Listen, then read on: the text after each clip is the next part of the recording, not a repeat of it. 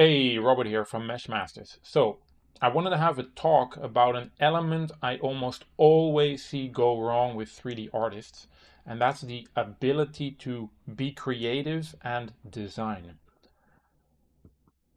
Now, even I made this mistake, by the way. What I see many 3D people do is they go all in on the functional part of how do I model? How do I create good looking models, characters, weapons, vehicles, whatever it is. And it's a skill you need to have, obviously. But throughout that entire process of learning, for some reason, and I used to be one of them, we and I kind of forget that at the end of the day, we are an artist. So the designing capabilities and your understanding of what it means to be creative kind of is lost, or we don't really step into it as we should, compared to, say, a concept artist, which goes all into that area, right?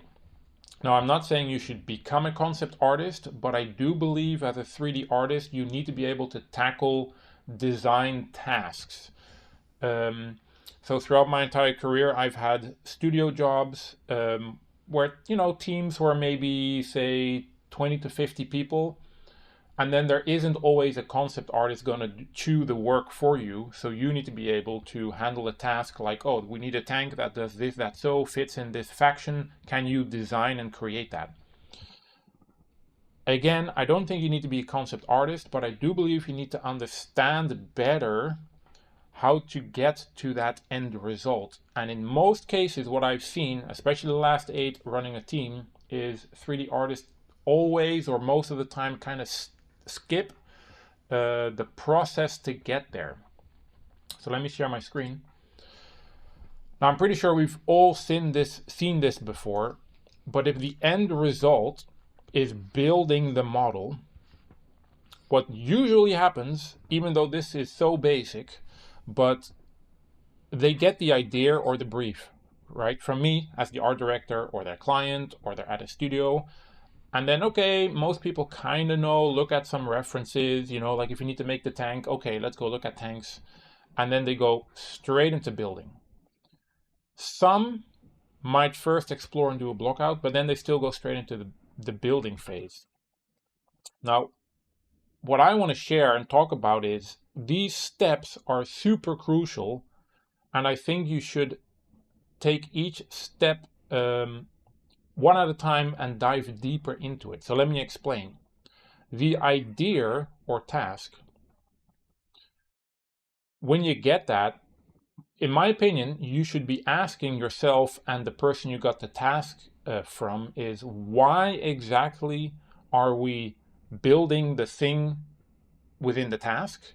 And for what reason, and what is the end goal? And I'm not talking about, oh, you need to make the tank and it needs to be able to shoot. I'm really talking about, okay, I need to create this tank, which is for faction A. What is faction A about? What is their design, shape, language, color use, and why is that there? So this is more art direction. And how does that tank fit into that faction? So is it a more bulky, stronger tank? Okay, that would probably mean the shapes need to be convey strength, right? So that purpose, that direction, you need to be aware of where that object or task needs to land in the end. So from there, you'll have some, ground to work on. So if it's a tank needs to be strong, okay, cool. You grab onto that. Then references. Basic step, right? Go to YouTube, Google or Pinterest, whatever, and look for other visual elements that you can take to inspire yourself and use to build the object. But what I tend to do myself is, of course, it's about finding elements you can take and learn from, but really it's about nudging yourself and your feelings into that direction of the creative task. A good example is last year we created a holographic art pack, very inspired by Tron and the 90s. And I would actually usually put on music from Tron itself, or synthwave music, to nudge my feelings in that direction. The same with trailers, obviously images. So here again, realize that it's of course building a reference bucket that you can use to draw elements from, but it's also about inspiring you and nudging your inner state in that direction. So from there you have your music, artboards, etc. And then you go into exploring. And with exploring, I really mean be iterative. So something I learned in art school way back is the first 10 ideas you have, we called that creative poop. They just suck. They're not good. So in other words, coming down here, create a first concept or an idea, sketch it out, maybe do it in 3D. And then the first one is just the first one. Create more, create like 10. And then what usually happens is the first couple are kind of like, not bad, but then you'll maybe take an element from the first one, add it to this one, and then you can sort of mix and match and get to a better end result. From there, you can obviously do the block out. So everything you learned before that, you can start doing it in 3D, block it out, rough shapes. And here it's really about testing it. And with testing, I mean not necessarily in the engine, but which you should also do, by the way, but I'm more talking about the visual testing. So how does it read? The way you did the composition of the tank or the mech or whatever it is. Does it convey the feelings that you determined in this first step? So should it be strong? For example, does that come over as a strong, intimidating tank? Or maybe it should be a strong but cute tank. And this testing, which you can do in 3D, you can check it from different angles.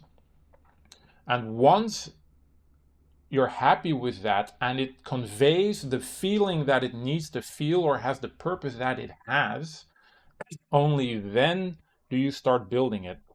And obviously, if you're in a production environment with a team, this testing step is where you go into the review step most of the time. So you send it over to your art director or maybe your team, and then let them give you feedback. You go back into iteration, so you make it better, and only then, once it's really at a good point, then you know that you can commit with safety and start building it.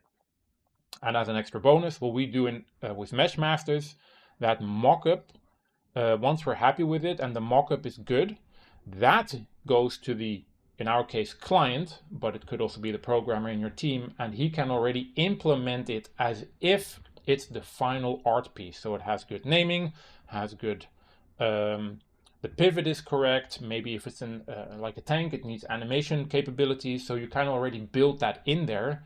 And then the implementation can already start in the other team, and then you can spend your week or two building a super cool asset, in this case a tank. So, biggest recap, realize that the work we are doing is quite difficult, and these steps, even though they seem very basic, and we've all heard them before, make sure you apply them. Because it will make your end results so much better. Okay, that was what I wanted to share. Catch you next time. See you on YouTube and LinkedIn.